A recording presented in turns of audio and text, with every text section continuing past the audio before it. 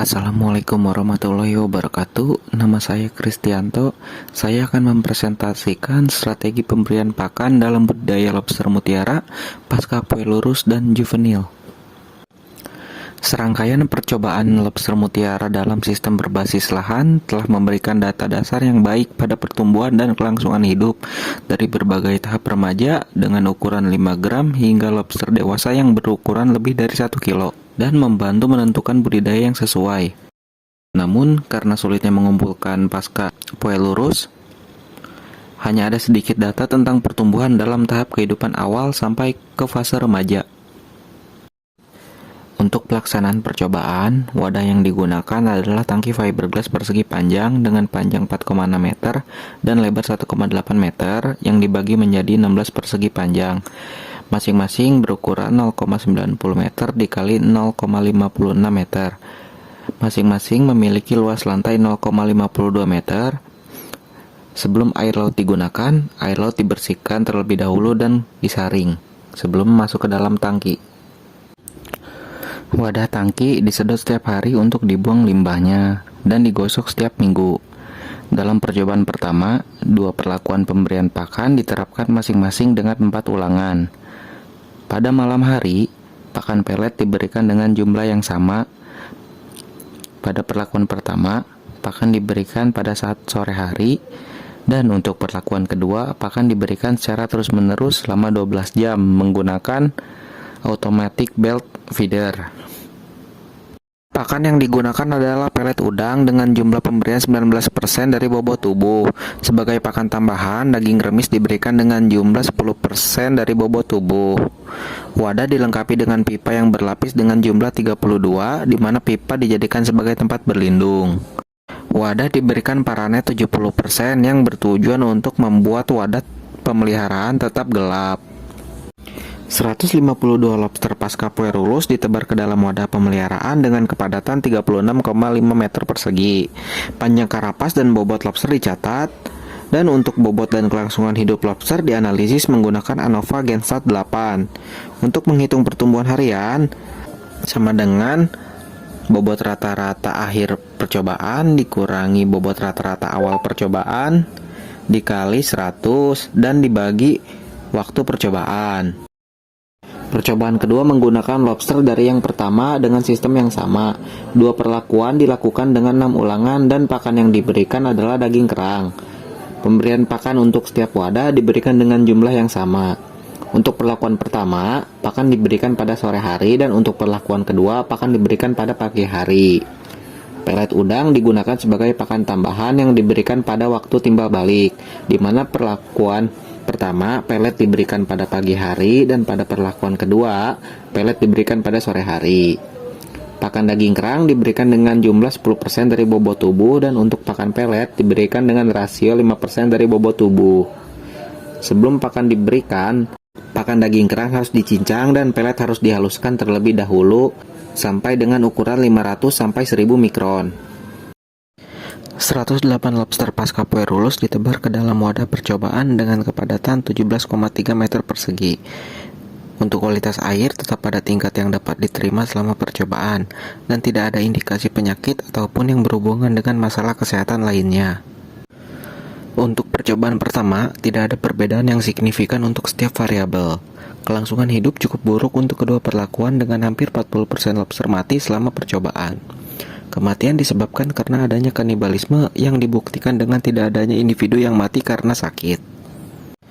Meskipun adanya tempat berlindung yang relatif besar, ukuran dan jumlah lobster yang kecil belum memadai dalam memberikan perlindungan bagi individu saat ganti kulit. Pemberian pakan utama dan tambahan pun belum cukup untuk mengatasi kanibalisme. Pada penelitian Jones et al. 2001, pemberian pakan pelet sudah efektif untuk lobster yang berukuran lebih besar. Namun dalam penelitian ini tampaknya tidak sejalan, karena daging kerang yang diberikan pada pagi hari lebih sering dimakan. Maka dari itu diperlukan daya tarik dan kesesuaian pemberian pakan serta pertimbangan alternatif lain sebelum mengulangi percobaan agar dapat mencapai keberhasilan pemberian pakan pasca kue lurus. Gambar 1. Kelangsungan hidup pasca kue lurus lobster mutiara selama 30 hari masa percobaan saat diberikan pakan sekali dalam sehari atau terus-menerus selama 12 jam. Tingkat pertumbuhan selama percobaan rata-rata 0,45% sehari. Hasil ini jauh lebih rendah dari fase remaja lobster batu merah, di mana pertumbuhan harian berkisar antara 0,45 sampai 0,85% per hari.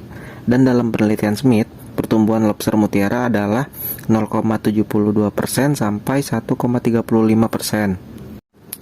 Menurut Glenn Cross dan kawan-kawan pada tahun 2001, tingkat pertumbuhan 0,31 sampai 1,46% untuk lobster berduri dengan ukuran 0,5 gram pada saat awal penebaran. Meskipun kemungkinan tingkat pertumbuhan pasca Poerulus lebih rendah dibandingkan stadia selanjutnya. Pertumbuhan lobster dalam penelitian ini cukup rendah dan kemungkinan besar akan sangat tinggi jika ditingkatkan pada kondisi yang lebih optimal. Menurut Dennis et al. Pada tahun 1997, tingkat pertumbuhan setara dengan 1,9% laju pertumbuhan harian untuk lobster mutiara remaja, dan tingkat pertumbuhan yang setara diperlukan agar dapat dikatakan layak budidaya. Meskipun percobaan ini tidak memberikan bukti konklusif pada pemberian pakan, namun percobaan ini dapat mengurangi resiko terjadi kematian yang disebabkan oleh kanibalisme. Untuk percobaan kedua, bobot awal dan akhir, laju pertumbuhan harian, kelangsungan hidup, dan keuntungan biomasa dirangkum dalam tabel 2. Tingkat pertumbuhan melebihi 1% dinyatakan sebagai laju pertumbuhan harian untuk kedua perlakuan. Terjadi peningkatan nyata untuk tahap awal pasca Poerulus pada percobaan pertama. Hal ini menunjukkan bahwa strategi pemberian pakan lebih efektif meskipun pengaruh kanibalisme juga masih harus diperhatikan. Kematian yang relatif tinggi menunjukkan bahwa aspek lingkungan dan pemeliharaan tidak efektif, khususnya kondisi tempat berlindung. Bahkan dengan nutrisi dan makanan yang cukup, kanibalisme masih terjadi pasca Poerulus. Meskipun tidak adanya perbedaan yang signifikan untuk kelangsungan hidup dan pertumbuhan antara dua perlakuan, pemberian pakan daging kerang pada sore hari sudah memberikan manfaat untuk kelangsungan hidup dan pertumbuhan. Kematian relatif tinggi untuk kedua perlakuan dan penyebab utamanya adalah kanibalisme. Hasil ini menunjukkan bahwa pemberian kerang pada sore hari dapat membantu mengurangi resiko kanibalisme, karena resiko kanibalisme paling tinggi terjadi pada saat malam hari. Kesimpulan: pada hasil ini dapat disimpulkan bahwa pemberian pakan sekali dalam sehari sudah memadai untuk pasca Poerulus, seperti yang terjadi pada fase remaja lobster batu. Untuk pemberian pakan dan tingkat kelangsungan hidup sudah dapat diterima, namun pengaruh kanibalisme harus dihilangkan dan kemungkinan besar akan dicapai melalui penyediaan tempat tinggal yang layak. Sekian presentasi dari saya. Untuk segala kekurangannya saya mohon maaf. Semoga apa yang saya sampaikan dapat bermanfaat untuk saya dan teman-teman semua. Dan terima kasih untuk Bapak dosen Pak Dudi Lesmana yang telah memberikan waktunya untuk saya menyampaikan presentasi ini. Assalamualaikum warahmatullahi wabarakatuh.